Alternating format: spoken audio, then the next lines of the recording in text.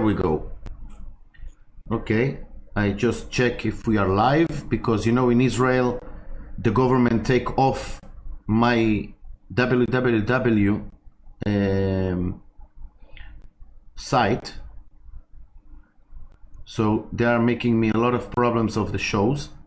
They've done what? They took off my website of Radioactive. On what grounds? No reason. No reason. There is no reason. Okay, I see that we are live. Yes, we are live. Dear friend, miss you so much. It's a pleasure and honor to have you on this show again. Mr. David Icke, how are you, my dear friend? I'm good, mate. I'm delighted to be back. It's been hectic in the last few months because so many people have wanted to hear another angle, another explanation of this extraordinarily extreme, nonsensical situation that we've suddenly found ourselves in. And you know, you've just told me, I didn't know, that the government has shut down your website. And in the period since we last spoke, I've been banned from Facebook and from YouTube and from other things too. Even PayPal banned me. Yeah.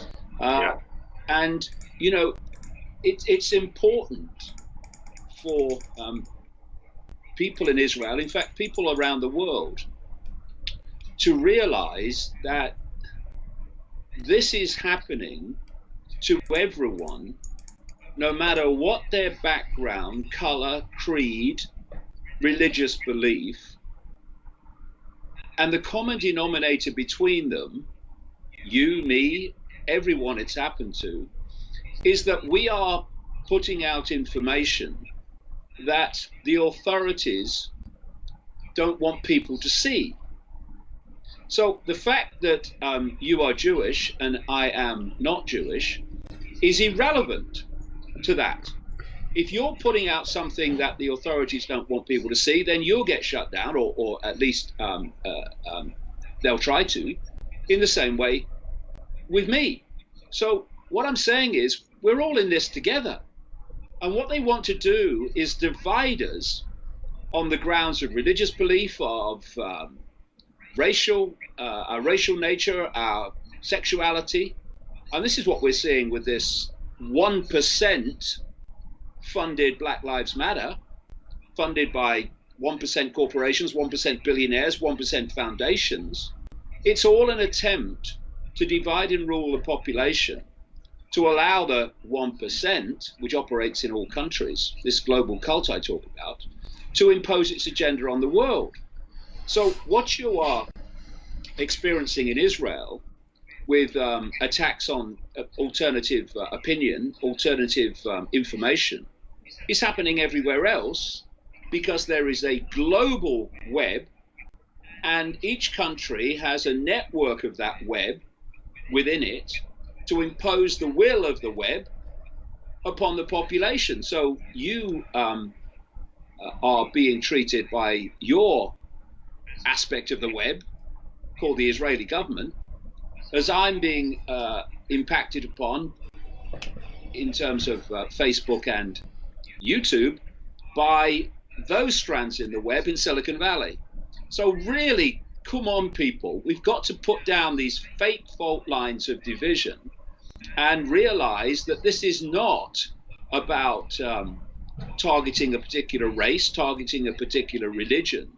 It's the elite, given the name now the 1% symbolically, who are at war with the rest of humanity. And that's why they have to divide us, because if we are responding in unity, then their game is over. Well, you're so correct. You know, it's so crazy, because when they do act like that, I mean, they are proving that what we say, what we do research, it's true. I mean, it's It- it's crazy. It's crazy. It's like they are proving us you are doing good for people. We don't want people to know what is happening. So we take you off. Yeah, and this is why, um, with this what I call the anti-Semitism industry and protection racket, where if you question anything about Israel, then you are anti-Semitic by definition, and they use that to silence you. This is why Jewish people who criticize Israel get more extreme abuse and response from that network, that anti-Semitism industry, than non-Jewish people, because it's more difficult to portray someone as anti-Jewish and anti-Semitic if they are Jewish, and that's why they get even more extreme treatment. And again, we're coming back, Guy, to this common theme. It's not about being Jewish or non-Jewish or being English or American or black, white, any of them. It's about what you are saying. And if what you are saying and doing is questioning and exposing something this cult that operates in all countries doesn't want people to see, then you'll be targeted.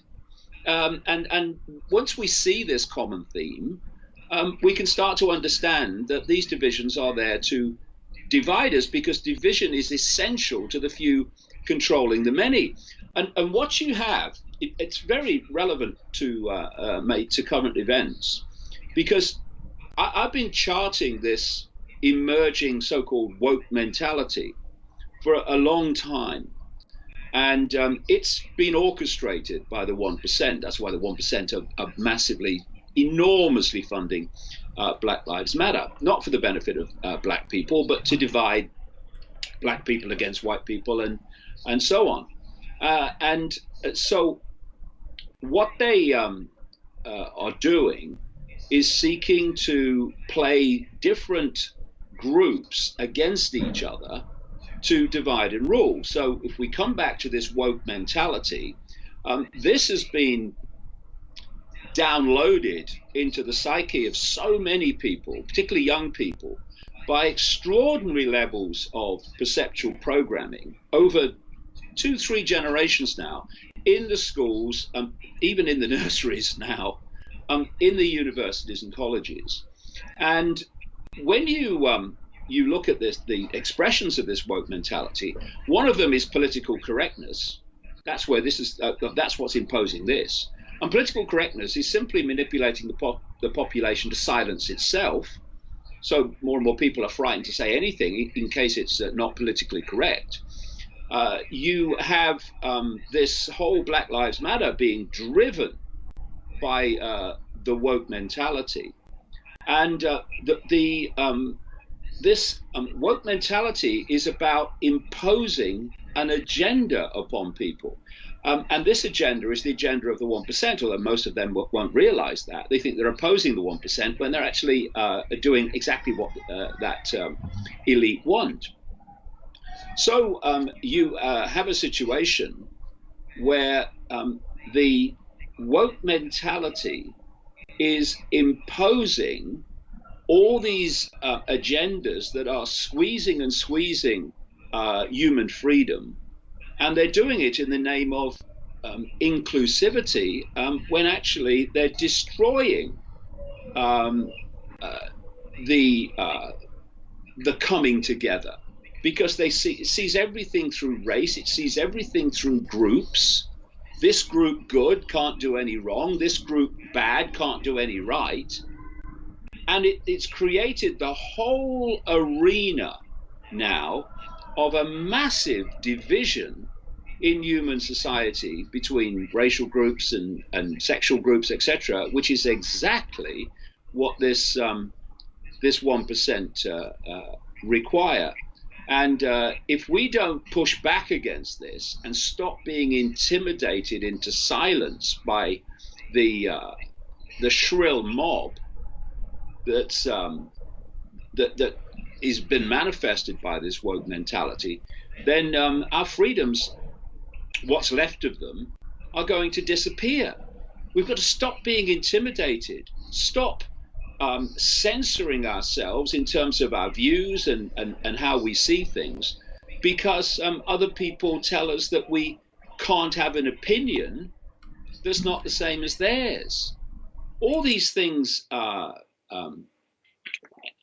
and the whole pandemic, lockdown, division, social distancing, wear a mask, which divides people because you can't have a interaction with a human in a proper way when both people or one person is wearing a mask. And then we've gone seamlessly out of that division, social distancing, the virus, into this whole Black Lives Matter division on the basis of race. And they're not one random thing happening to follow another random thing. It's a seamless movement to divide the population so it can be ruled. Well, I wasn't surprised when I saw how they start all this Latifa agenda by the fake murder of when you see the cop sitting on this colored man. Because after we do an investigation, we find out a lot of things, but this is not the issue. But here in Israel, when I expose all the documents also from the government and what they are attempting to do to the Israeli people, I mean, people still having a big problem and trouble to realize what is really happening, even if I have put everything to them on the face. I mean, they say, okay, it sounds logic, but we cannot believe that our government will do this to us. I mean, what is their purpose? I mean, for what they need to damage us, for what, Well, I can explain that. I've been explaining it for the best part of 30 years. It's your stage. Ever more simply, as you understand more and more about how it works. If you imagine a transnational corporation, a global corporation, there's a headquarters somewhere in the world. And in each country, that corporation has a subsidiary. And the subsidiary operates in line with the dictated agenda, way of operation, coming from the headquarters. So if you go into a McDonald's in any country in the world, you're basically going into the same McDonald's, no matter what the culture is or the background, because it's a centrally dictated brand, way of doing things, and thus they operate in every country according to the centrally dictated agenda. Now, if you look at this global cult, which goes back way, way back, then it operates in the same way. You've got a central headquarters, which is obviously in the shadows, not on public display. And then in each country, you have networks of families, secret societies, intelligence operations, etc., that control that country's government, banking system, major corporations, the government administration, the military, the intelligence networks, and in terms of current events, mate, the pyramid of the medical profession, the medical industry. And their job then is to impose in their sphere of influence, their country, what is dictated by the headquarters, what I call the spider in the center of the web. And so when you have something like this, this pandemic, which I say is an absolute hoax, and that the people who said to be dying from COVID-19 are actually dying from other causes, and it's been COVID-19 is being put on the death certificate, and the cases of COVID-19 are coming from a test. Well, they're coming from symptoms. And what do they say about the symptoms? Flu-like symptoms. Flu-like symptoms have endless potential causes. But now every flu-like symptom is COVID-19. And if they're not diagnosing on simply symptoms, which a lot of it is happening on, then it's happening with this PCR test, which is, people will be staggered to hear and probably won't believe it, but check, is not testing for COVID-19. it's testing for an RNA genetic code for reasons I've said in other interviews before. And therefore, when people say, I've tested positive for COVID-19, it just means that you've tested positive for a genetic material, which many people have in their body and doesn't manifest in any way as disease. So now you have the reason that something like 85% of people who test positive for COVID-19 have no symptoms. They have no symptoms because nothing's wrong with them. And you know, the death certificate scam, as we gather information around the world from doctors and other medical professionals and families and loved ones, is absolutely extraordinary. I'll give you a quote from a doctor working for the National Health Service in Britain. He said that he knows that other doctors, he said this publicly, other doctors he knows have been diagnosing on death certificates COVID-19 for every cause of death from, in his words, from early March onwards. And this is happening all over the world. And because you have these pyramids. So if we take this individual medical pyramid in terms of different countries, you can start to see how this scam has been pulled off and why, through this web, the same things are happening in country after country after country. These different pyramids of the medical profession, the banking system, political system work like this. At the top of the pyramid, you've got this cult in full knowledge of what it's doing. And it imposes its agenda on the next level down the pyramid. Now, in these top levels, they will know there is a cult, and they'll be working with it. But very soon after you get down from the top of the pyramid, you're hitting levels of society that have no idea there's a cult with a global agenda. They're just told by that level above them, in position, what to do. And they acquiesce and impose it on the next level, who acquiesce and impose it on the next level. And so you're coming down these pyramids, like the medical pyramids in all these countries that have had these lockdowns. And it's basically imposition, acquiescence, impose, acquiesce, impose, acquiesce. And eventually it comes down to the bottom of the pyramid where the population is. And if the population then acquiesce to the imposition on them, then they're completing a circuit, which means that the very few in the shadows, the cult at the top of the pyramid, through this circuit of imposition acquiescence, impose its will on the entire population of a country and collectively the population of the world. I mean, more than 3 billion people were under house arrest at one point, called lockdown. And so you have in these medical pyramids in each country, people at the different levels of the medical hierarchy, most of which will not be aware that there's a cult, but there's a hierarchy. And so the few at the top say, this is what you do. So this is why, and you know, I've been researching this full time, 7 days a week since this whole deal started.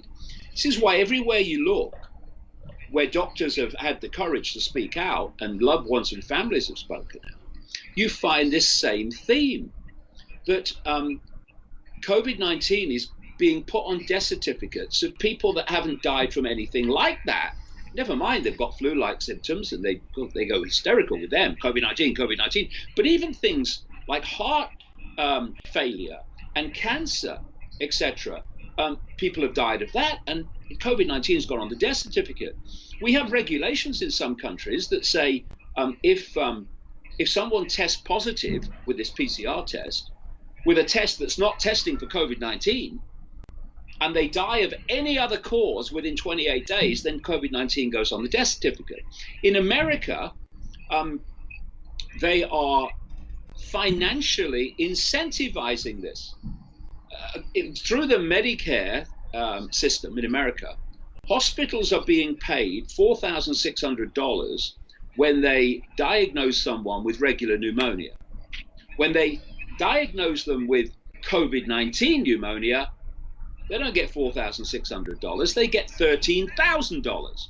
And if they take a COVID diagnosed pneumonia and put them on a ventilator, the hospital gets $39,000. And so everywhere you look, whether it's top-down regulation and imposition of these pyramids in each country, or it's financial incentive, the pressure is to diagnose people to have died of COVID-19 where they died of anything but. Because you look at the medical pyramids, they're like every other pyramid. Imposition, acquiesce. Imposition, acquiesce.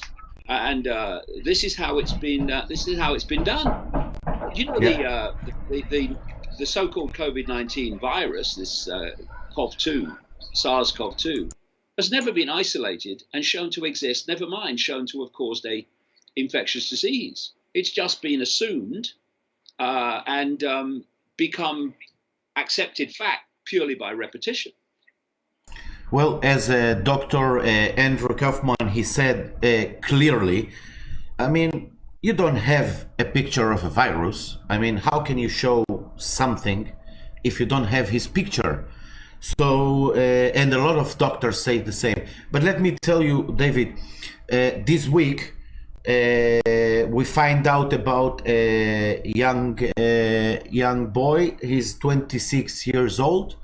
He came before almost 2 months to the hospital with stomach pains and fever. And before 3 days, they announced in the news and all the media that he died from COVID-19. I mean, a healthy man, 26 years old, come to the hospital, stomach pain, no problems, pain, fever, and he died from a virus. Now, what they say, it was a complication, and his heart stopped to, I mean, how you come from the stomach and the fever to the heart? I mean, and he's 26, he's not 88. Yeah, well, the thing is that this is the benefit of inventing a virus which you make appear real by a fake test and manipulating death certificates and propaganda galore. There's nothing greater and no greater form of mind control than constant repetition of the same thing. The benefit of that is that because you don't have a real virus, you can make it do whatever you like. You can make the figures go up and then you can go down, then you can make the figures go back up again because they're going to come back with a lockdown, you know. This is only I know, David, but what this is medicine. I mean, where is the second opinion? I mean, I want a second opinion. Who let the government to say the first opinion is the taboo? I mean, you understand what I mean? If I have the privilege to go to second and third opinion, what is this? But what they've stopped to try to avoid anything, I mean, they've changed all the rules for COVID-19, all the rules. You know, doctors in America have pointed out that they've been given, pages of new stuff simply for COVID-19, telling them how to fill out a death certificate, which they've been doing all their careers. But now they fill it out a different way because they want the numbers. So it's all a scam. And because they're doing it to just create the illusion, this is why they've, in many countries, they've stopped having postmortems. You have a postmortem, you confirm that the person died of what the medical profession said they died of. Stop that. Yeah. Everything's been suspended to allow the figures, the illusion of the figures, to go up. And when you're doing that, you can basically make the virus do what you like. This is why you probably noticed they keep adding new symptoms. I saw that. We've now said that COVID-19 symptoms can be loss of taste and smell. Well, you can't lose your sense of smell over this COVID pandemic hoax because it stinks like a fish factory. So you're always going to smell some of that. That's But true. so now you get I've lost my sense of taste. Oh, I might have COVID-19, and they keep increasing it. There's a story running in Britain I saw today. Scientists are concerned. They're always pretty concerned. Scientists, you may have noticed that that that animals may be able to get COVID-19 and pass it on. So where does that go? How does that transform human society? If you're now seeing domestic animals and pets as a threat, on top of people being told to see each human as a threat, this is nothing to do with health. It's to do with dividing the human population and making the people frightened of each other. The mask is about stopping human discourse. Rules that say that only so many people can gather together are about ending human discourse. So it's an absolute scam. And I know what you said earlier, and it's absolutely right. People say, well, they'd never do that. But just go back to the Nazis and their propaganda system. What was one of the things they said? The bigger the lie, the more will believe it, because they won't believe that anyone would lie to them to that extent. People might say, "Oh, yeah, the government's lied." Oh, but they wouldn't lie that much. Oh, they would, because this is not about a country called Israel and a country called England, Scotland, the UK, and a country called America. This is about a global cult working through all those countries. And therefore, they're all being subjected to the same thing. So, if you break these connections down and you personify them, you then start to look at Bill Gates and Bill Gates's connections. See, the way this cult works is it has front people to front up different areas of its agenda, and in people like Gates and Silicon Valley and all that stuff there, they have front people to be the cover story for introducing technology that is actually coming out of underground bases and secret projects. This is why this technological rollout does not have any gaps where people are sitting around thinking, "Oh, okay, well, we can't do anything until someone invents the next technology." It comes out seamlessly. It just follows. This is why it's getting faster and faster. And so these front people, among them Bill Gates, another one is George Soros, another one is Mark Zuckerberg, etc., and Brin and Page at Google, which own YouTube. They become extremely rich because they're fronting up this technology. Just take Gates and Microsoft as an example. But it comes with a rider. You will get incredibly rich by being a front person for us, but a great chunk of that wealth has to be recycled back in the form of fake philanthropy to fund different aspects of the agenda. So because Bill Gates is so unbelievably rich through and funnels it through this Bill and Melinda Gates Foundation, you find him funding just a long wish list of cult demands, everything from education to geoengineering to GM foods and so on. But his main specialization for the cult is control of the World Health System and the imposition of vaccines. So take those connections that I talked about in that global web and let's personify them. Bill Gates is, I say, the second biggest funder of the World Health Organization. If Trump pulls the funding as he says he will be the biggest funder of the World Health Organization, because currently Gates gives money to the World Health Organization that is second only to the government of the United States. This guy Tedros, who's the Director General of the World Health Organization, was formerly on the payroll of massively funded Gates organizations like Gavi, the Vaccine Alliance, which was launched with a $750 million grant from the Bill and Melinda Gates Foundation. So let's just look at how this web has worked in this pandemic. The World Health Organization has been the purveyor of the narrative, even though their narrative has been massively contradictory, of how this pandemic hoax should be dealt with, i.e. lockdown and house arrest. So that's where it's all coming from. In other words, it's coming from Gates, through which it's coming from the cult.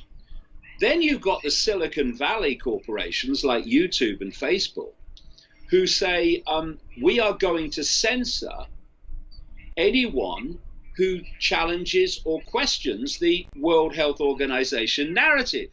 So you've got one arm of the cult, the World Health Organization, created by the Rockefeller family, that is giving the narrative out and how the country should respond. And then you've got the Silicon Valley corporations defending that narrative from being exposed and questioned by anyone that can see through its nonsense. And then you look at the people in the different countries, and I'm not talking about politicians here, because how many times, Guy, have we heard in the different countries politicians say, we're following the science, we're being led by the science. And what they mean is, we're being led by dark suit medical bureaucrats that have never seen a ballot box in their life. And so basically, you know, with Netanyahu, it will be a bit different because he's a massive frontman for the cult. Yeah. But in most other countries, the political system has basically become a spectator. Boris Johnson, the British Prime Minister, is not driving the policy in Britain. Trump's not driving the policy in America. The dark suits are. They've never seen a ballot box, the medical technocrats. So in America, it's being driven by people like Anthony Fauci and Deborah Birx, who have massive financial connections to Bill Gates. In Britain, it's being led by people like Chris Whitty, the chief medical officer of the UK government, who has a massive financial connection to Bill Gates. The main scientific advisor to the British government is a guy called Vallance, who was a long-time executive of GlaxoSmithKline that has massive financial and business connections to Bill Gates. And then here's the key to it all. The manipulation of the figures in those early weeks to try to give the impression that COVID-19 was real and dangerous, we still were not producing the numbers to support that claim. So they weren't producing the numbers that would justify lockdown. And so out of nowhere, and this was predicted by a medical scientist in Britain who I had access to his prediction. He predicted this would happen. What they would say is, oh, no, we're not getting the numbers yet, but oh, it's coming. Oh, it's coming. And if we don't lock down, oh, what's coming? And so along comes a guy called Professor Neil Ferguson, from the cult-connected, Bill Gates massively funding connected, as is Ferguson, Imperial College in London. And these computer models suddenly appear. Ferguson's predicting in his computer model, which any idiot could see was nonsense from the start, not the UK government, it seems, nor the American government, because he predicted in these computer models that 500,000 people in Britain could die from this, quote, virus if there was no lockdown. He said over 2 million people could die in America if there was no lockdown. So the American government and the British government cancelled the laxative order because it was no longer necessary, and they locked down. And this was vital in this whole pandemic scam for this reason. I've been saying and writing for decades that the plan is to create what I call the Hunger Games society. This is a society in which, if you think of a pyramid, at the top of the pyramid are what is now known as the 1%, controlling the wealth and controlling the power and controlling the decision making in the way I've described: imposition, acquiescence, imposition, acquiescence. At the bottom of the pyramid is the rest of humanity, which is in servitude and dependency to the 1% because they have no other form of income except what the 1% crumbs wants to drop. And in between the 1% and the rest of the population is a strata of the military police state, imposing the will of the 1% on the population and preventing the 1% from challenging the rest of the population, challenging the 1%. Now, what we're looking at, if you look at that pyramid, we're looking at the China model. That's how China works. And China is a massive center for this cult. And what they've done is, because China has been a dictatorship, a vicious dictatorship for a long time after the Mao Revolution, they've been able to impose and impose and impose without any democratic debate or discussion, whatever they want. So the Chinese model has been able to be imposed, and this is the model they want for the world, very quickly. That's why it's the blueprint, and it's been incubated behind this wall of communistic, fascistic control. In the West, up to now, no longer, but up to the start of this pandemic hoax, they've had to move more slowly because they have to pay lip service to freedom and democracy and debate. So what they want is the world to be like China and then some. And I just asked the question, what has the Western world become more like, massively more like, since this pandemic started? And that is China. This is the idea, that to have a world that has 24/7 surveillance, etc. So let's look at the benefits for this cult of this fake pandemic. Number one, you are destroying the independent livelihoods of the population with the lockdown, which is people still have no idea of the absolute catastrophic economic consequences that are very soon coming down the road. And if you want to put the population in a position of subservience, dependency, and thus control, then you have to take away their independent livelihoods. Because while they have an independent livelihood, they're not dependent on you. You want to destroy that. This pandemic has destroyed that. Number two, you want the Western world to become like China. And so what's being done in the name of protecting people from this virus is creating this whole track and trace system of 24/7 surveillance. People are having their temperatures taken all the time. And that's all part of this developing of the Chinese global society. And I'm not talking about Chinese people, I'm talking about the cult that runs China and treats Chinese people disgustingly. And the other thing they want to use this whole pandemic for, and there's many things, these are the three key things, is to vaccinate the world, which is what Bill Gates is saying, that we can't go back to how things were. They don't want to go back to how things were at all, but they're telling us you won't go back to how things were until everyone, literally what Gates is saying, everyone in the world is vaccinated. So what's going to be in that vaccination? I've said since the start of this, look, they're talking about, oh, we're working to get a vaccine and all. No. It's all smoke screen. The ingredients of the vaccine was known about and already before they played the pandemic. And you also have this situation where the Gates Foundation and the 1% group, the World Economic Forum, and the Johns Hopkins University operation ran this simulation just 6 weeks called Event 201, 6 weeks before this virus appeared in China, so they tell us about the virus appearing.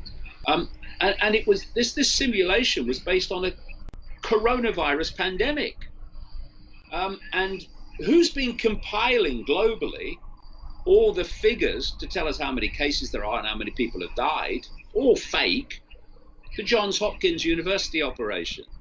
Who's telling us that the world must be transformed, must be reset, which is it's been in my books years ago that one of the codes for this global transformation is the reset, or the Great Reset, and they're openly using that now. So the World Economic Forum is saying, oh, the world must be reset and changed and transformed because of this virus. And then you have Bill Gates, who was involved in Event 201, who has massive financial connections to all these people in the different countries that are driving this pandemic reaction, fake pandemic reaction, which is based on lockdown and destroying the independent livelihoods of the population and justifying, they think, a global vaccination. So it's all connected. It's all part of this web. And when you've been investigating this as long as I have, 30 years full time, it's an open book. Yeah. Well, those who know and read your stuff, I mean, they are not surprised what happened. But, here in Israel, they call it now the second wave. Yes, they call it the new corona. A new corona. I mean, it's not the same, it's a new one. Well, it's Israel. We have a lot of inventions here from Israel.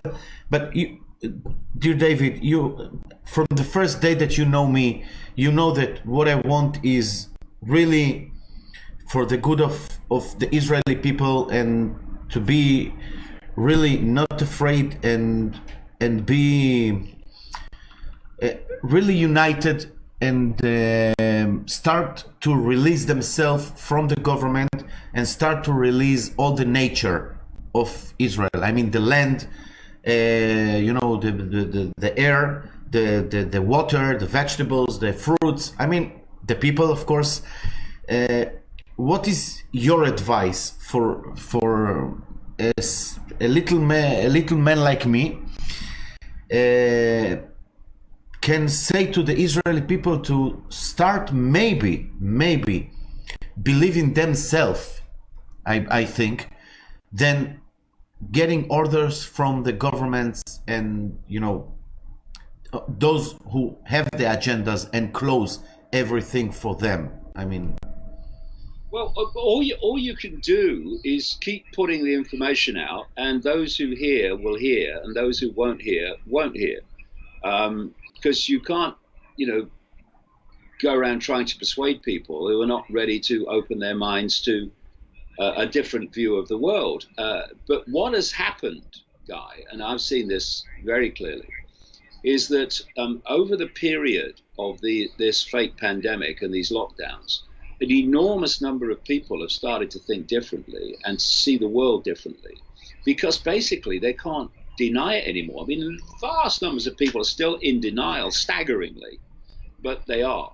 But lots of people are now starting to question things and realize that the world is not like they thought it was. So that's been the silver lining in the cloud, really. I know I'm banned from Facebook and banned from YouTube, but it's had no effect on the interest in my work. In fact, being banned has increased it. And there are so many more people now who are questioning things, and that's a great thing. And people just need to, even if they look at what I said in my books in the 1990s, which is all kind of happening now, they might ask this question: how did he know that? Is he Nostradamus? No. I just uncovered what the agenda was for the world, put it out, and it's happening. Now, that's not Nostradamus territory. That's very simple. If you uncover an agenda for the world and nothing intervenes to stop that agenda, then the agenda actually happens. And you can appear to have predicted the future. But what you've done is predicted where the where the agenda wants to go. So This true. is what's going on. So true. And the thing about this virus, because I say it doesn't exist. It's a manifestation of the program perception. It means they can do anything with it. Because if you've got a real virus, then what that virus does, you don't have a lot of control over. Where it goes, who it infects, you don't have a lot of control over it. You put out a bioweapon from a bio lab in Wuhan, which some people believe happened. You've lost control of it. And if it is deadly, clearly it isn't from what we've seen, but deadly in terms of a bioweapon deadly. You've lost control of it. You've lost control who gets it. You've lost control who's taken out by it. There have been many people in these pyramids it doesn't want taken out. So to invent one through perceptual programming means you can go anywhere with it. So what they can do is they can say it's mutating, and not only do they want a mass vaccination, their plan is to say, oh, it's mutating, you've got to be vaccinated again. You know with the flu vaccine, they say, oh, the flu's mutating, we've got another vaccine, stuff. That's why they say you've got to be vaccinated with the flu vaccine every year. Oh, it's a new strain of flu. It's all a scam. Yeah. And they'll do that with this. Not that there'll be as much flu around, because they'll be designating what is flu, COVID-19. And this is the point. I say to people, you can sit on the fence and you could ignore this, but know the following. Whatever you don't like about what's happening, it's nothing to what's planned to come. Nothing. And what they are going to do is just think about it. We're now in midsummer, coming up to the longest day, and we still basically got this lockdown. As I said right at the start, they'll roll it back a bit, but not to where it was before, and then they'll bring in another one, and they'll go forward again into more and more fascistic imposition. So we're in the midsummer, and we're still in kind of lockdown. And in midsummer, of course, there's a lot fewer flu-like symptoms. There's fewer pneumonias. There's fewer colds and coughs and snotty noses. What do people think's going to happen as we go through the autumn, fall into the winter? And as they do every year in that period called the flu season, people are going to get flu. They're going to get colds. They're going to get coughs. They're going to get pneumonia, some people. And what is the third biggest cause of death in the world? Respiratory disease, right? There's loads of it. Yeah. What do they think they're going to do when that happens, as it happens every year? Everything that moves is going to be COVID-19, and they're going to tell you that it's the second wave or the whatever wave by then, and we've got to go straight back into lockdown. Because what they've done, you see, is they've set the precedent of lockdown. And you to react to this, even though other diseases far more deadly have never been met with this. It's all a scam. Anyway, what you hear people saying is, oh, there'd have been fewer deaths if we'd have locked down earlier. So you can see this. You can see the script. Oh God, we're going to lock down immediately now, save more people. And this is going to be in midwinter, and so they're going to increase each time. They're going to increase the nature of the fascistic imposition, because what they want to do, if you imagine, say the whole thing went away now, and they come out with a vaccine in a few months or in the new year, and it all gone away, and they say, oh, we're going to vaccinate you now for COVID-19. People say, well, hold on a minute, it's gone away. How did you do that? So it's obvious, purely by the law of psychology, that they're going to bring other waves back. In other words, they're going to scam the figures again and the test. And there's two things they want to do. Number one, the one they want more than anything else, is mandatory vaccinations of this vaccination, Of course. which the contents of which has been, like I say, known about and has been ready since the scam was played to justify it. And if they can't pull that off with everybody, and this is why people like me and you and everybody involved in this is working their socks off now to inform as many people as possible about the scam so they don't fall for it the next time and with the vaccine. If they can't pull off mandatory vaccine for everybody, what they're going to say is, okay, you won't have the vaccine, you can't come out of lockdown. In other words, you can't go about your normal life, you can't travel, you can't you can't work, and that's what they want. And it's so transparent, and indeed, Bill Gates, as he usually does, tells us that people won't be able to come out of lockdown without being vaccinated. And you know, when Bill Gates said in 2015 in a TED talk, "All this big pandemic's coming," and when he runs the simulation 6 weeks before they play the scam of a coronavirus pandemic, this is not prophecy. This is him preparing people for actually what's been planned all along. Well, that's true. I call it the second Holocaust, because when you see everything from top, from out of the box, and you see it like a movie, it's same system that they used back then in 1933. The same propaganda, the same lockdown, the same, everything is the same, but HD, I call it. It's an HD Holocaust. Yeah, my last book, I've got a new book coming out, by the way, in a few weeks called The Answer, and 85% of it was written before the lockdowns. And I've done chapters on it, which absolutely demolished the official story of the pandemic. But I hadn't written those at the time when the lockdown happened. I'd written 85% of the book. And then the next few weeks, everything I said the cult wanted with the first 85% of the book, bingo, they get from the pandemic. It was quite extraordinary. It's coming out. It couldn't come out at a more appropriate time. Surprise. But my last, The Trigger, points out some of the historic nature of this cult, and this cult was behind the Nazis. The Nazis were an expression of this cult. That's why the world is becoming more like Nazi Germany, because this cult was behind the Nazis, and so what you're describing there is perfectly explainable from the perspective that I'm talking about. They're using the same methods now because that's their playbook, that's their blueprint, that's how they do it.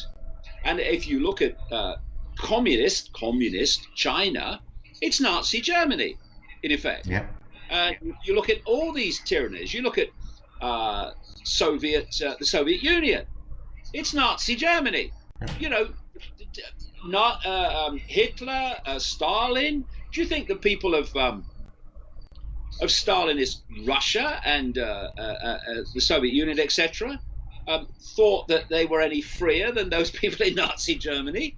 They're just terms. They're just labels. It's the same. It's the same trick. It's the same tyranny. And so this cult, as I've shown in my books, was behind the creation of Stalinist Soviet Union, and it was behind the creation of the Nazis, and it's behind the emerging.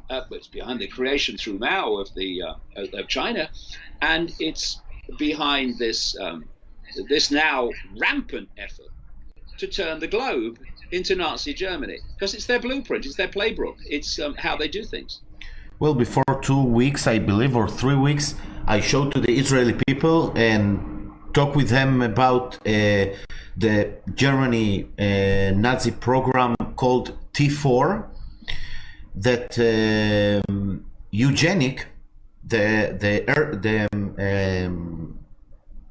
the organization Eugenic, that was one of the directorians was the father of Bill Gates, and Bill Gates is continuing giving them money until this day.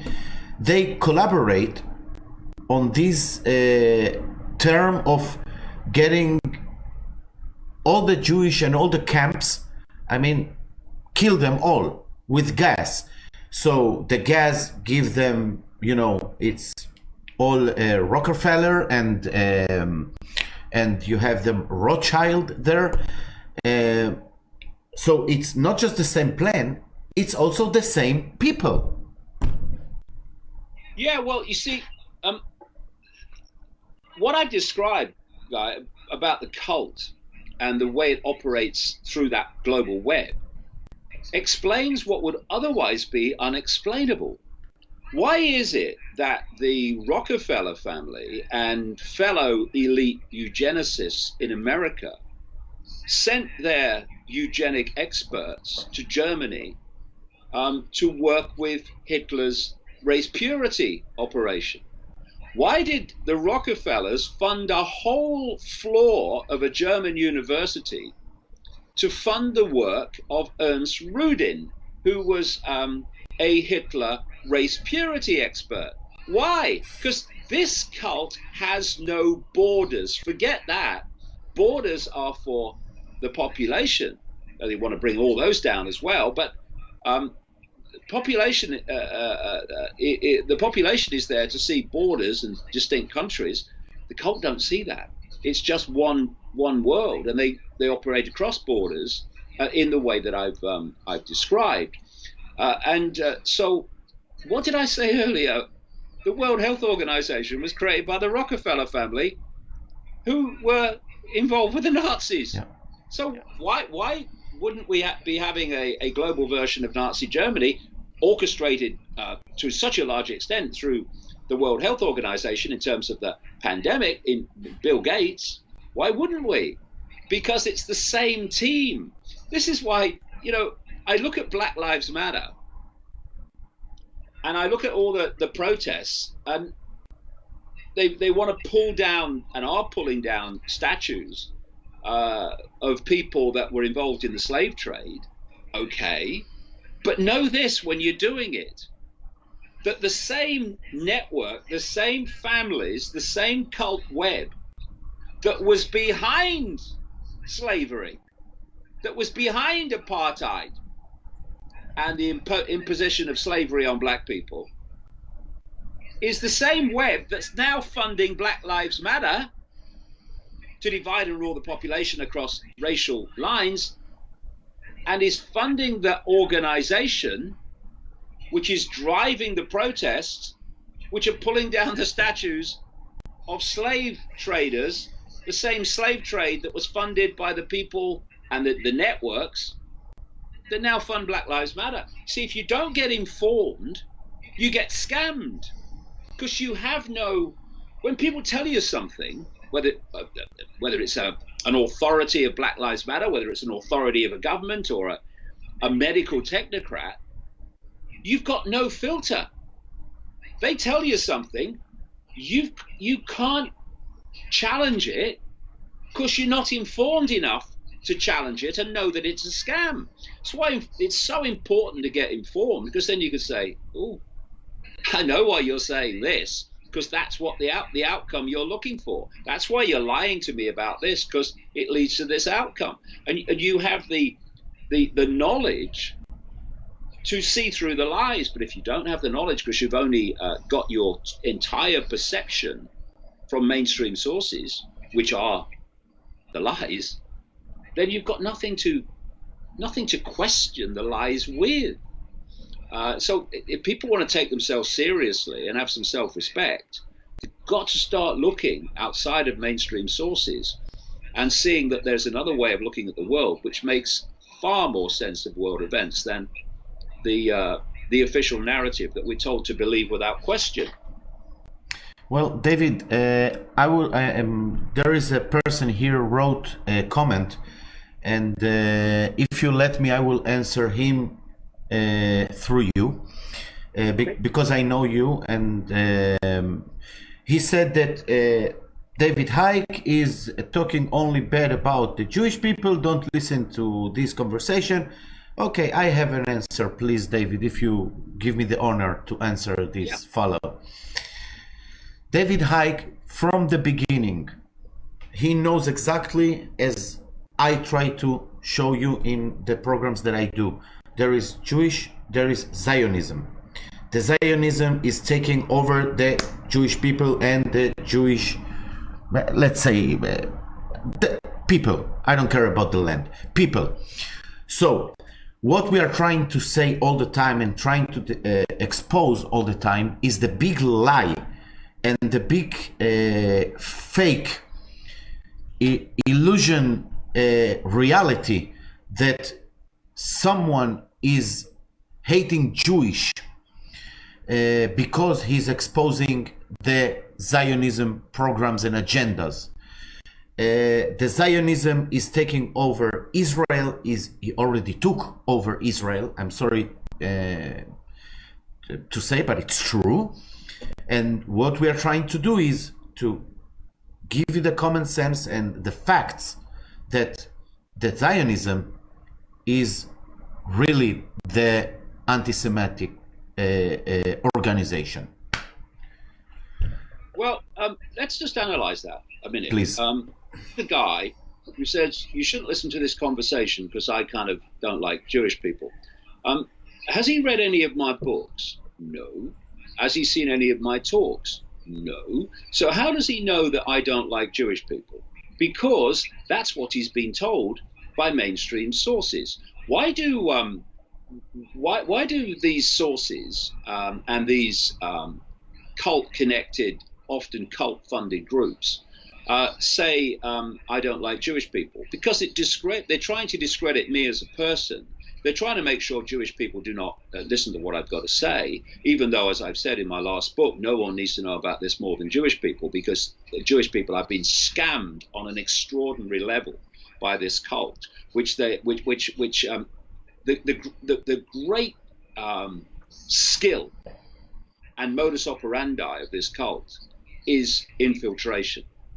It infiltrated the Jewish community, and how do you do that? You pose as being protectors of the Jewish community, and you just somehow get manipulated into power over that Jewish community, claiming to protect it when actually you're controlling it. They infiltrated the Roman Church. They've infiltrated the American government. They've infiltrated the British government, and they've infiltrated. In fact, they created the global financial system, and you know the way that people just hear something and believe it without question is extraordinary. See, if you can't out debate someone, and they won't debate with me. None of them will debate with me. These people that say you're anti-Jewish and you're hateful, they won't debate with me. People who say I'm talking nonsense about this global cult and the agenda, they won't debate with me. So they can't win the debate. That's why they won't debate with me. So what they do is they target the person. Yeah. We can demonize the person. We can make sure no one will listen to it. But because, over the years, we have this concept of crying wolf, where you say the same thing over and over again, and it loses impact. And more people are going, hold on a minute, this guy's anti-Jewish. Where's the evidence? Of course, there is none. Because you're absolutely right, mate. What I'm challenging is the extremes of Zionism, which, if you go to the real extreme, is what I call ultra Zionism. It connects into this cult, just as in other countries their system connects into the cult. It's just part of this global web. And so, if I was challenging, as I am, a right-wing political philosophy, or a woke fake left political philosophy, does that mean I'm anti the race or belief system that is promoting that.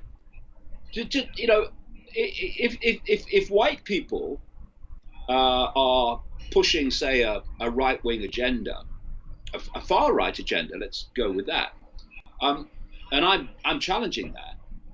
Does that mean that I'm against all white people?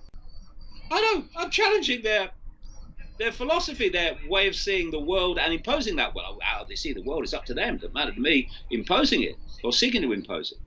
That's what I get interested. It's crazy, man. It's utterly crazy. But if you're going to demonize someone, then you've got to lie about them. You know, if they're not naturally demonizable, you've got to lie about them, and so they do. And this, what I call Sabbatean Frankist cult, which is that which has infiltrated the Jewish community and hates Jewish people, by the way, while posing as its protectors, has a whole web globally. It's a cult web. It's not an Israeli web. It's a cult web, posing as an Israeli web that has a whole network globally of organizations whose job it is to demonize people who are questioning the actions of the Sabbatean Frankist cult, demonize them as anti-Semitic and what have you. That's why I call it the anti-Semitic industry and the protection racket, because it's a protection racket to protect the cult working through Israel as it works through other countries from exposure. Simple as that. And we now have a situation. It's you know, if it wasn't so tragic, it would be funny, where the woke left, which has hijacked the traditional left that I come out of, it's saying that questioning, exposing the behavior of the Rothschild dynasty is anti-Semitic. Here we have a so-called left-wing operation called woke that is defending one of the great banking dynasties that imposes its will on the world by control of finance. It's crazy. Talk about inversion. The old traditional left would have been challenging the billionaires and the bankers. Now the woke left, fake left, are being funded by them. So if you are exposing George Soros with provable fact information, even from leaked documents and emails, that he's spending billions funding the fake woke left to operate and press for things that the 1% want, instead of, well, okay, hold on a second, let's have a look at this George Soros. Yeah, he is doing that. Look, he's put $32 billion into this Open Society Foundation, so look what they're doing. No, you don't deal in facts, because you don't want to deal in facts, because if you deal in facts, then you're finished in terms of this woke agenda, because it's factual nonsense. Instead, what you say is you're only exposing George Soros because you're anti-Semitic. No, I'm exposing him because of what he's doing. I don't care if he's Chinese or Outer Mongolian or from any other country of the world. I don't care what color he is. I'm interested in what he's doing.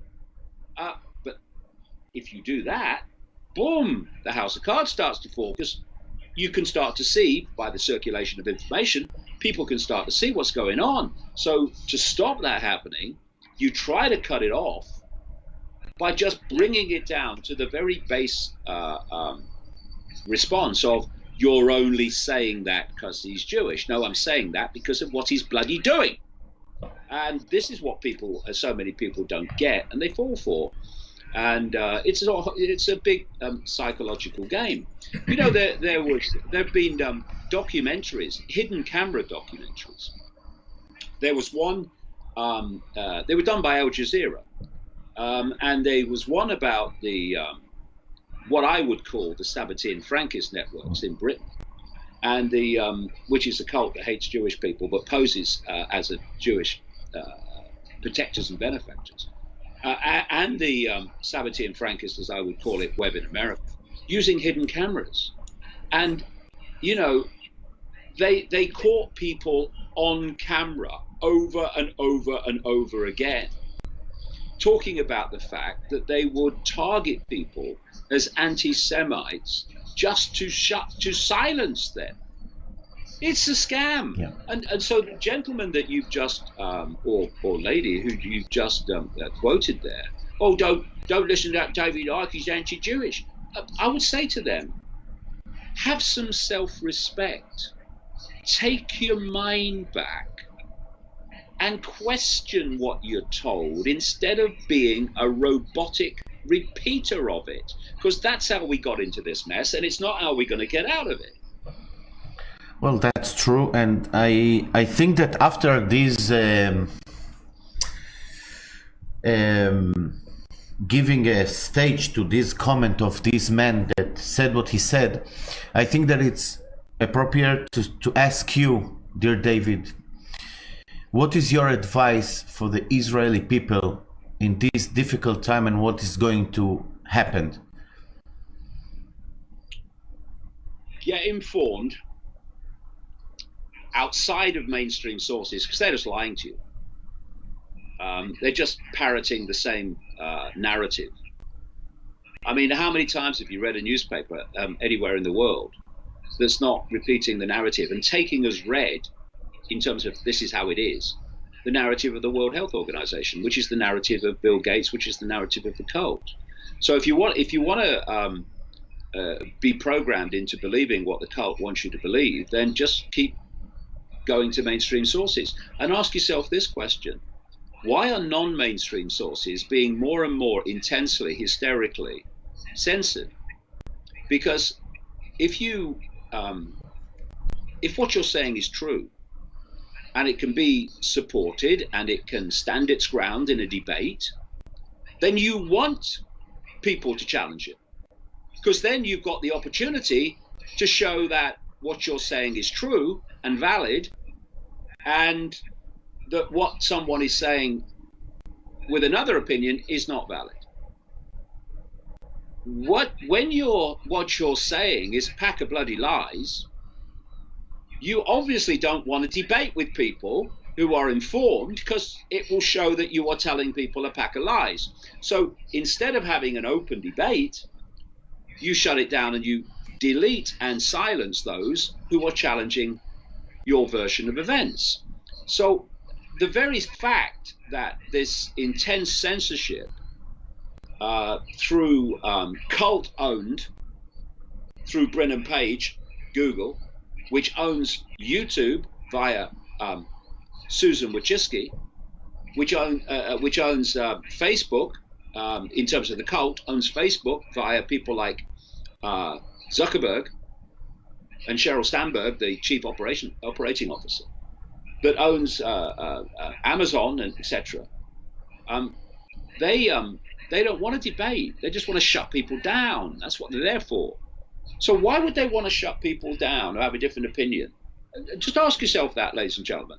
And the answer is because they don't want you to hear an alternative opinion, because it might just resonate as making sense of the world that the official narrative does not. So get informed outside of the mainstream.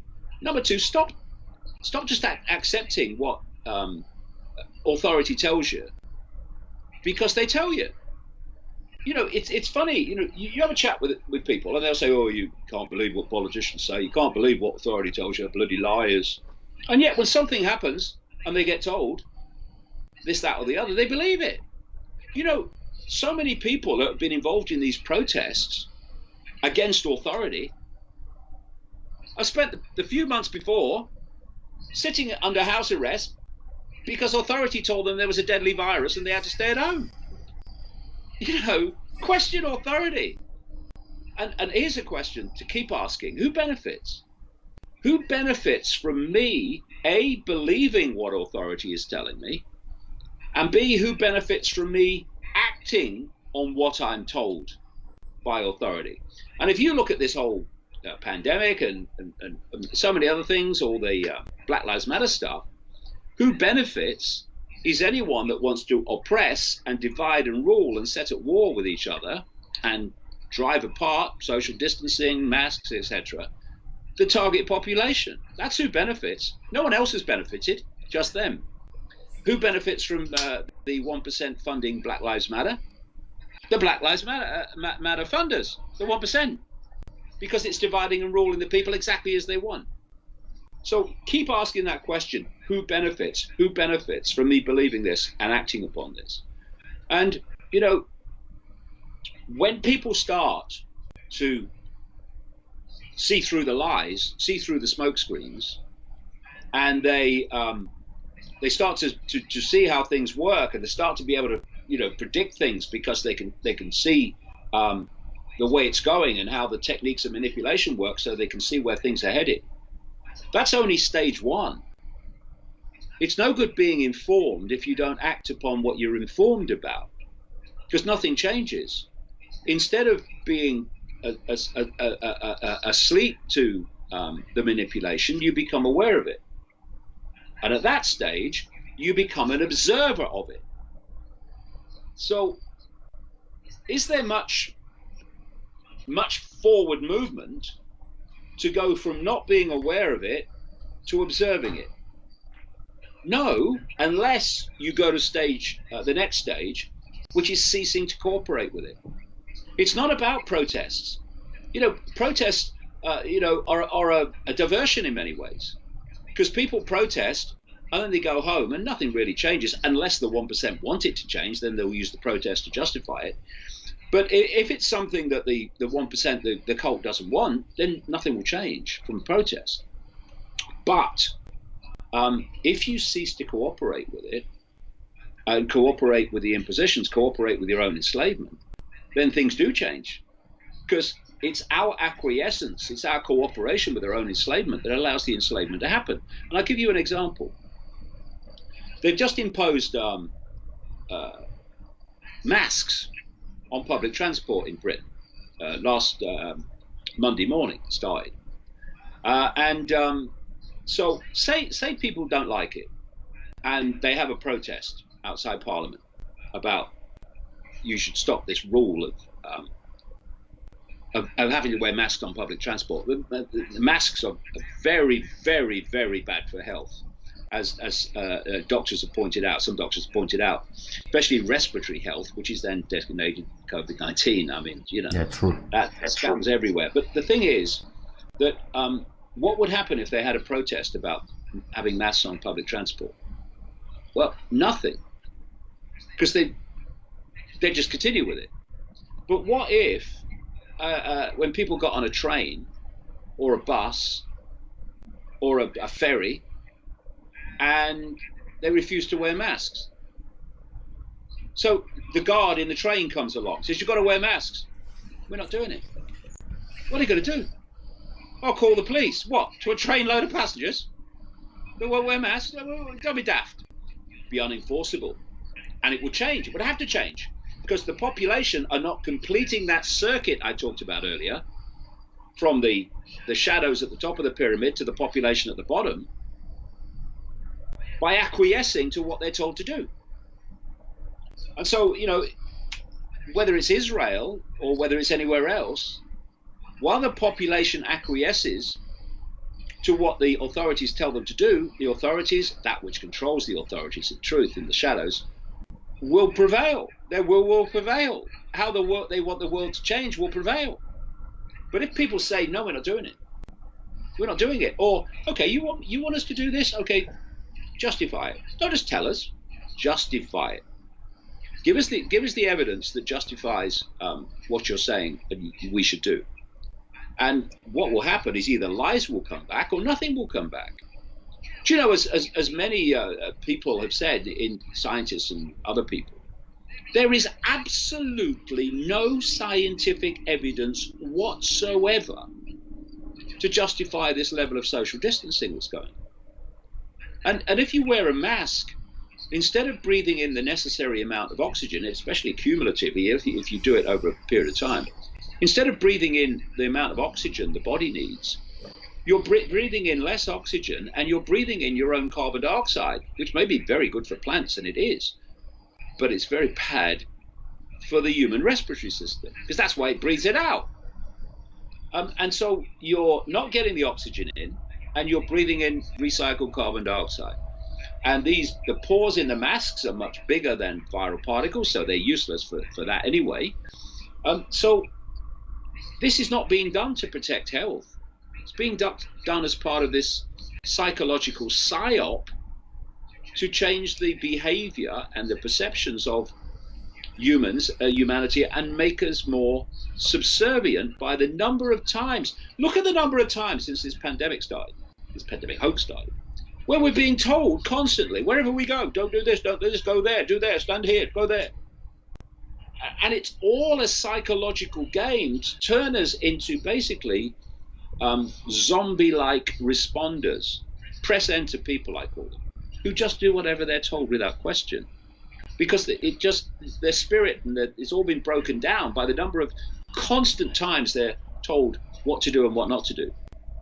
And so this is what we need to understand. We're being subjected to the war is psychological, because from psychology comes perception, from perception comes behavior.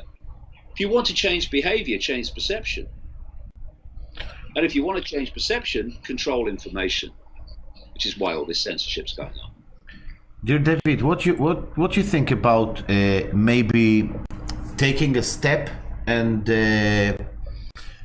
living for a few weeks or months the cities? What do you think about this idea? Sorry, I didn't catch that. What do you think about the idea of taking off the cities for a few weeks or a few months? You think it's a good idea to leave everything? Taking over cities. Take off of the cities. Go to the nature. Get out of the city. Oh, that's always a good idea. And it's always a good idea because the cult agenda, as I've explained in many books over the years, is to force people out of the country, out of the rural areas, and into cities. Because in cities, you can be tracked 24/7, and you can be controlled much easier in that situation. And that's why in China, and I keep saying China is the model. China has been building whole cities, and you've seen them in the news and articles from time to time. What are these ghost town cities with all these skyscraper apartment blocks and whole new cities, and there's nobody in them? What's going on? What's going on is they're building these cities where people are living very close together in very small apartments, in very concentrated areas, because that's where people are being moved out of the rural areas of China and into these cities. That's what they're being prepared for. And that is exactly what the agenda is in every country. So anything that gets you out of cities and into nature and into an interaction with nature, because what is happening, and we've talked about it before in our chats, we're in a period where the whole plan is to fuse us with technology.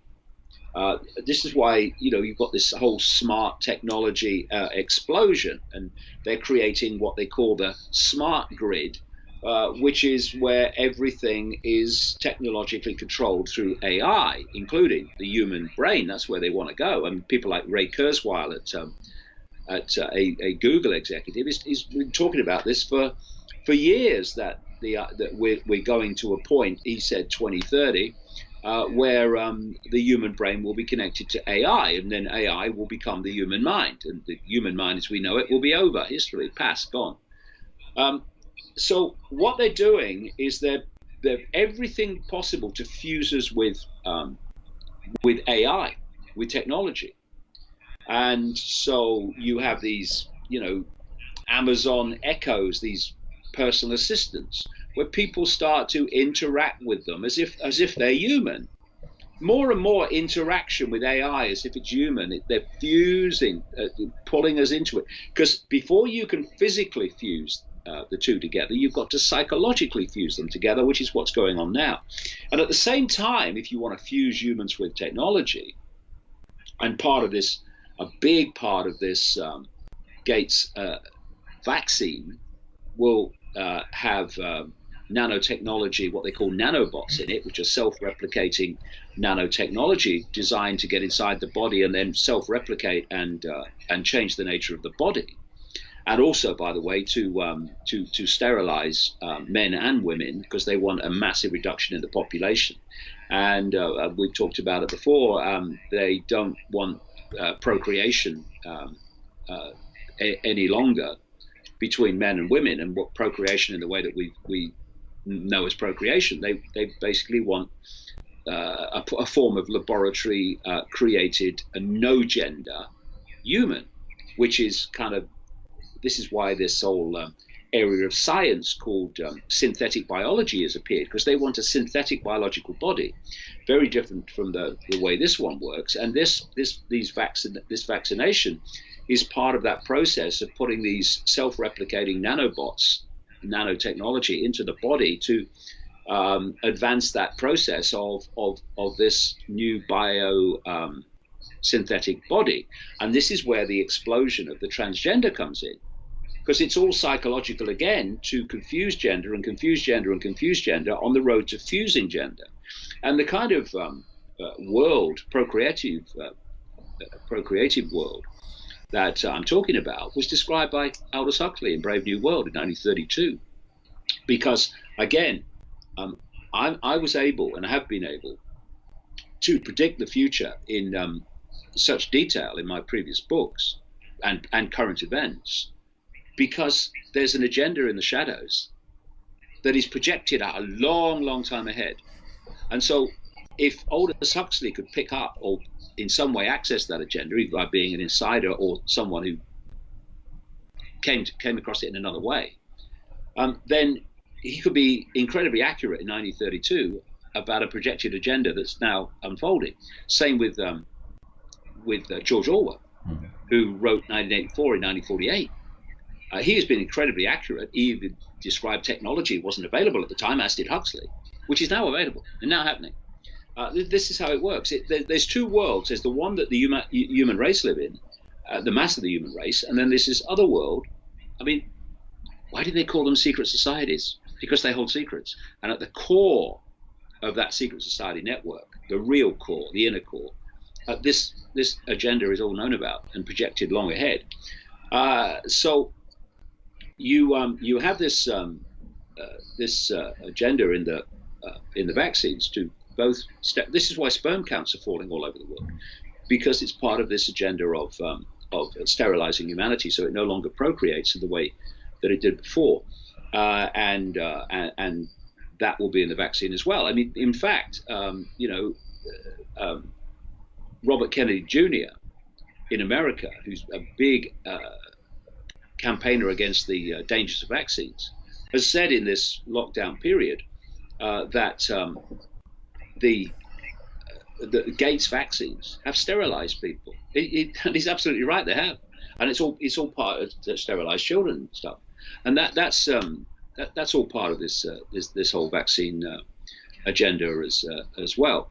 So the idea is to fuse humans with technology and do the opposite with humans, drive them apart. So you start to have the human technology fusion, and you drive human interaction apart. This is what social distancing is about. It's what the masks are about. It's what all the stuff relating to the pandemic hoax is about. It's what, to an extent, this whole Black Lives Matter is about. It's pushing people apart. And what has happened during the lockdown? What will happen during the next lockdown? Human to human interaction will now have technology in between it. Mm-hmm. You go through technology to talk to a human, which is not the same thing as human contact.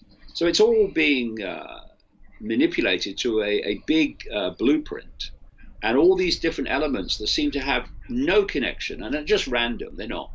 They're all connected It's a picture we're looking at, not a series of random pixels. Well, dear David, I know that you have a busy day today, and I don't want to waste a lot of your time. Oh, you never waste time, mate. It's with honor, as I am. Well, first of all, you don't have the YouTube channel now, and you don't have the Facebook, but I think that iconic.com, it's the platform that people can see your work. I mean, there's a few. I mean, what's interesting, guys. I was banned from Facebook and YouTube, and people tend to think that is the world. Facebook and YouTube. If you're not on your, but actually, like I said earlier, interest in my work has increased since that ban. Not least because people have thought, well, if they're banning him, what's he saying? And so I have a number of platforms. One is davidicke.com. That's the main website. People can go to 24/7, and it has all my videos on. It has news stories every day. It put in the context of what's really happening, as opposed to what the mainstream media is telling you is happening and why. All the books also. Yeah, I have all the books which you can get from davidicke.com. We've got a new book coming out soon called The Answer. And then there's Iconic, which is a media platform that we created because we could see the censorship coming. We created it last November. It's now got over 700 videos, series of different series, including one that I did. It's got full-length documentaries. We're just launching one soon called Unnatural, which is all about the psychological and health consequences of the electromagnetic technology explosion and 5G. We're just starting to shoot another one called Lethal Injection, which is about the danger of vaccines. We then have BitChute, which is more and more people are moving there because it is it's basically YouTube without the censorship, which is great, great to have the free flow of information. And then there's the books, if people read my books from years ago, they'll be shocked at what's in them when they reflect to current events, because this is not a random chance situation we're facing. It's coldly calculated. When you think that the book that you are writing now is going to be finished? It's at the printers, mate. Oh. Yeah, I finished it. I finished it a couple of weeks ago. I want one. I want one. Yeah, I'll send you. It's at the printers. It will be coming out in the next few weeks. If I, when I started writing it, I said I wanted to come out for this time. I couldn't have picked a better time. But it's just extraordinary. I mean, I talk in the book about the fact that this cult wants to use the mob to impose its will upon the population. Yeah. And this book was only at the printers when all this broke out that's happening now. It's a book that will just explain the whole shebang to people, to explain what has happened this year and why and where it's planned to go, and why it's called The Answer is because it doesn't have to go there. There is an answer, and it's in the book. What do you think is going to happen after this pandemic and fake-demic? What do you think the next morning? What they want to do is they want to fuse us with AI, and they want AI to become our thought processes and our what pass for emotional responses. That's what they want, and this is where it's going. And if people don't care about themselves, they at least care about the kids and the grandkids. Because if you think it's bad now, and bloody hell it is, then what's it going to be like for them? What scale of tyranny and imposition is it going to be like for them? And they also want to cull the population. They want to vast cull the population. And, I've been writing about that for years. And all that is involved. So, if people think, well, I can't do anything because what are the consequences for me of actually challenging this or not cooperating with it? Well, every day that you cease to, or you continue to acquiesce with your own enslavement, your enslavement gets more extreme and more extreme and more extreme. But we are in a period now. I said years ago that this situation of deleted freedom had to get really bad before enough people will wake up. Because up to that point, it's a sometime never concept, somewhere over there, esoteric. But now, boom, it's in your face. And like I said earlier, it becomes more and more undeniable that what I've been writing for years is actually real and not some fantasy. And if we do respond to that in the way I'm talking about, non-acquiescence, then we can head this off. Because at the core of this global cult, you could get them into one room. You could. And we are nearly 8 billion in number. They can only do it if we acquiesce. If we stop, it's over. Well, if a person have to say that he is not a slave, he's making himself be more flayable. I mean, he can be more slaved. I mean, it's just saying, okay, you can give me more gauge on my back. It's okay. I will take it to the valley. Yeah. Yeah. Well. Yeah, and the other thing is, I keep hearing about slavery as almost in the past tense, and yet slavery is everywhere. The slavery, even on individual slavery of children through child trafficking, through other forms of adult slavery through trafficking. It's massive. But you go to the collective level, and what I see is slavery. What is freedom? Freedom is choice. That's what it is. Because the more choices you can make, the freer you are. The fewer choices you can make, the less free you are. So that people look at their lives and say, how many choices do I actually have in my life? And of course, during this lockdown and all the stuff that goes with it, choice has been squeezed and squeezed and squeezed. And what has happened is choice has been squeezed and squeezed and squeezed. Freedom has been squeezed. Because one is an infraction of the other. So ask yourself, how many choices do you have? And what is it that is preventing you to having other choices that you'd like to have? And if people sort of analyze their lives in that way, they'll see how enslaved they are while thinking they're free. So every day, those choices are being squeezed. So freedom is being squeezed. How long are we going to take this before we say enough? No, it's crossed my line. Because it better cross people's lines pretty damn quick. So because this is designed to move very quickly through the second half of this year, particularly through the fall into the winter.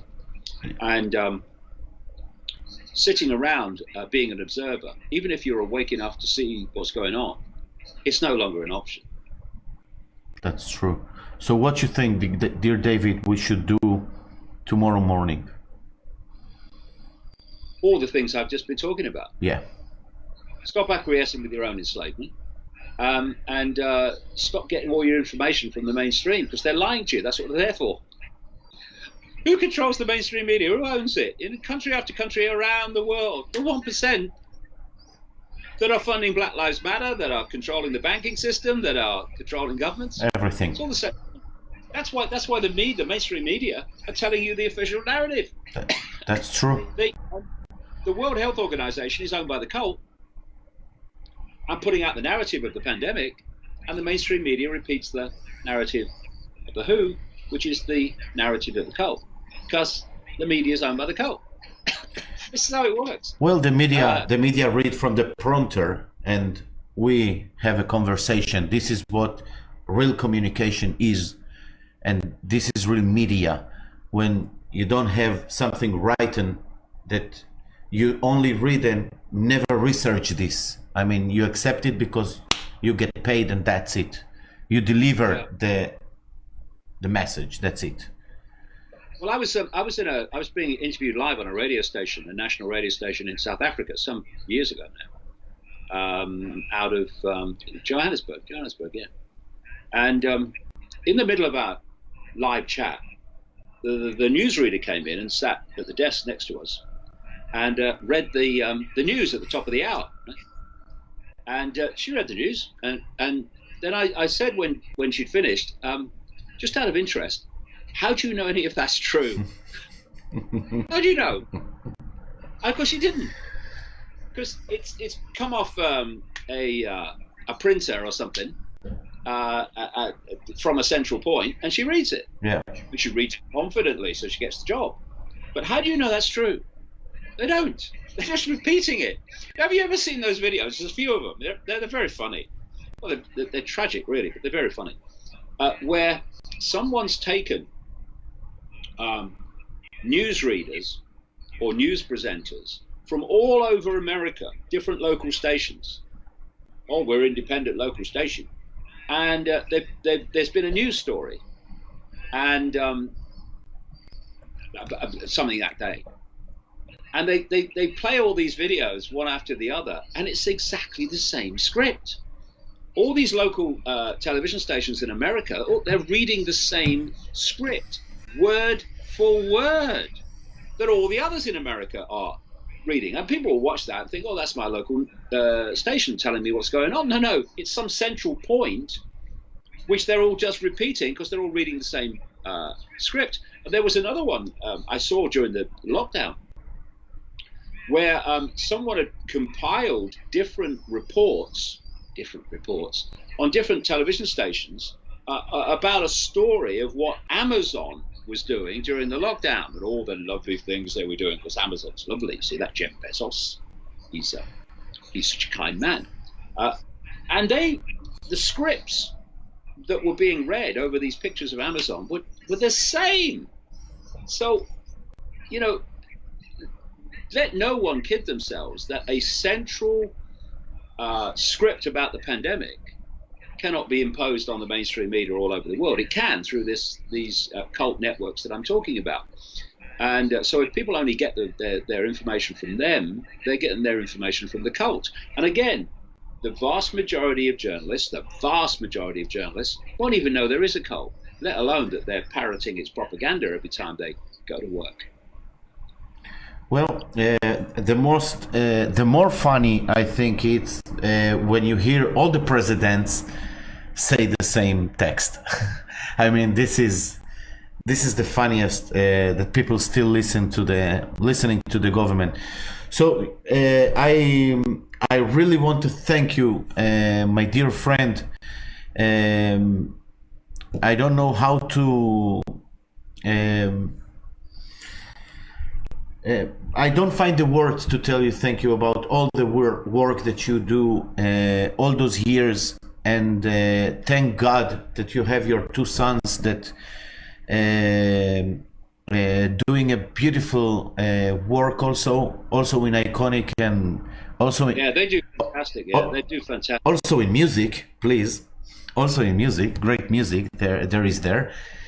And well, we are going to keep on talking, and as we talk, and sometimes we're going to do more shows also for the Israeli people. Be happy to do it, no problem. I send you a very big Shabbat Shalom from Israel, dear David. And same to you from the Isle of Wight. And it's great talking to you. It always is, mate. Thank you very much, David. See ya. Bye. See you. Bye bye.